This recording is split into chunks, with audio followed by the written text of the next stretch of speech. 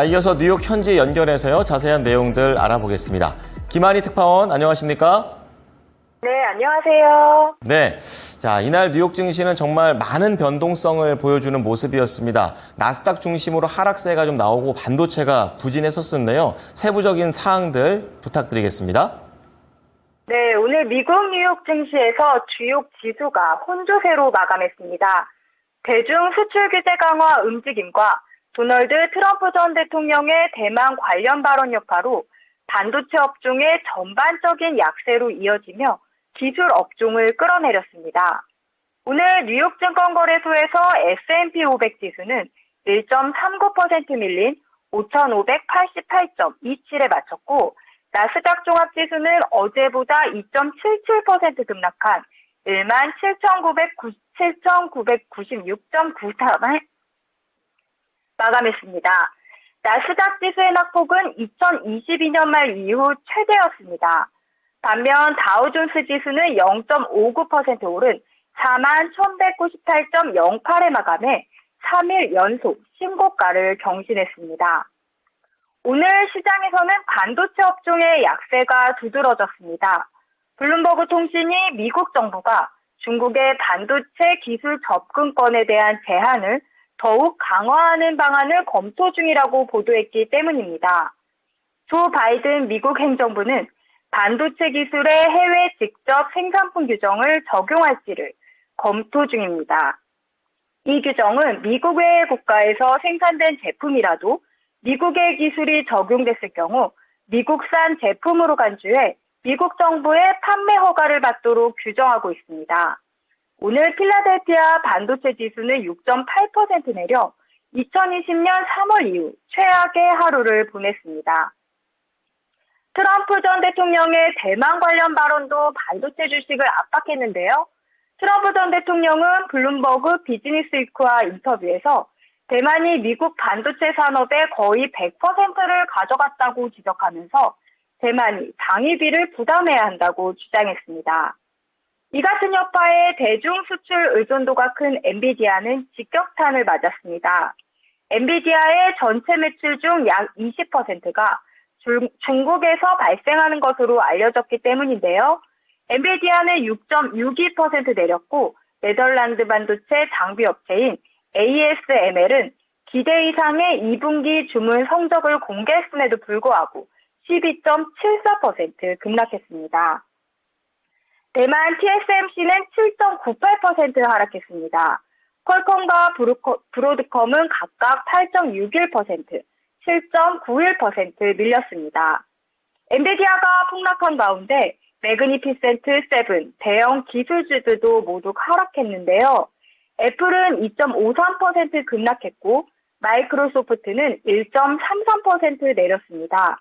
알파벳은 1.58% 밀렸고 아마존은 2.64% 급락했습니다.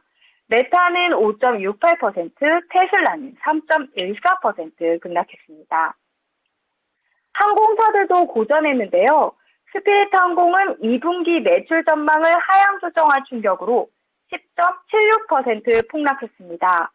아메리칸 항공은 1.61% 내렸고 델타 항공은 0.56% 밀렸습니다.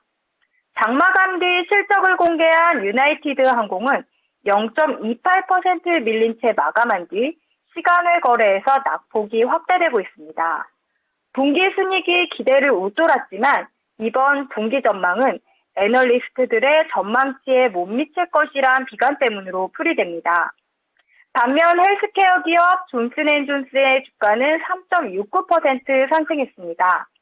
지난 2분기 매출과 주당 순이익이 시장 예상치를 웃돌며 주가가 3% 이상 상승한 것인데요. 존슨앤존스는 인수 합병 비용 등을 고려해 연간 EPS 전망치를 하향 조정했지만 주가에 영향을 미치지는 못했습니다. 네, 아무래도 이 두 인물에 때문에 이 반도체에 대한 부분이 많이 흔들렸다라는 점, 거기에 다른 기타 업종들에 대한 약세 흐름들도 같이 체크를 해 주셨습니다. 자, 그런 가운데 장중에 나쁜 얘기만 나온 건 아니었었거든요. 아무래도 이 기준금리 인하와 관련된 긍정적인 시그널들이 나오고 있고, 이제 발언들과 수치들, 그리고 베이지북까지 나와줬습니다. 이러한 내용들은 어떻습니까? 네, 미국 연방준비제도의 기준금리 인하 기대는 지속됐는데요. 오늘 공개 발언에 나선 연준 위원들은 금리 인하가 가까워지고 있다고 진단했습니다. 크리스토퍼 월러 연준 이사는 종착점에 온 것은 아니지만 정책 금리 인하 시점에 가까워졌다고 밝혔습니다. 존 윌리엄스 뉴욕 연방준비은행 총재는 전날 월스트리트 저널과 인터뷰에서 7월과 9월 사이에 많은 것을 알게 될 것이라면서 고용시장이 예상 밖으로 약해지거나 인플레이션이 2%로 돌아간다는 확신이 생기면 금리 인하를 개시할 수 있다고 말했습니다. 토마스 바킨 리치먼드 연은 총재는 9월 금리 인하를 지지할 것인지에 대해 밝히지는 않았지만 물가 압력이 완화하고 고용시장이 지지력을 보여 최근 지표가 확신을 더해줬다고 설명했습니다. 오늘 연준은 또 베이지북을 공개했는데요. 공개된 연준의 경기 동향 보고서인 베이지북에서도 금리 인하의 토대가 될 경제활동 둔화 흐름이 확인됐습니다. 보고서에 따르면 연준이 12개 관할 지역 중 7개 지역에서 경제활동이 어느 정도 증가했고 5개 지역에서는 경제활동이 정체되거나 감소했습니다. 지난 5월 베이지북에서는 경제활동이 정체 감소된 지역이 2곳이었는데 3곳 더 늘어난 것입니다. 연준은 선거와 국내 정책, 지정학적 갈등, 인플레이션으로 둘러싼 불확실성으로 향후 6개월 동안 성장 둔화가 예상된다고 밝혔습니다. 이제 내일 일정 살펴보겠습니다. 내일 지표로는 주간 신규 실업보험 청구자 수, 7월 필라델피아 연방준비은행 제조업지수, 6월 경기 선행지수가 발표됩니다. 연준 위원 중에서는 미셸 보먼 연준 이사 연설이 예정돼 있습니다. 실적 발표도 이어지는데요. 내일 실적은 TSMC가 주목됩니다. 뉴욕 증시가 열리기 전 대만에서 세계 최대 파운드리 업체이자 시가총액 기준으로 아시아 1위 업체인 TSMC가 분기 실적을 공개하는데요. 대만 TSMC의 분기 실적 발표는 AI 테마가 장기적으로도 지속 가능한지를 가늠하는 잣대가 될 전망입니다. 즉 엔비디아를 비롯한 AI 반도체 종목들의 주가 향세가 TSMC 실적 발표에 좌우됩니다.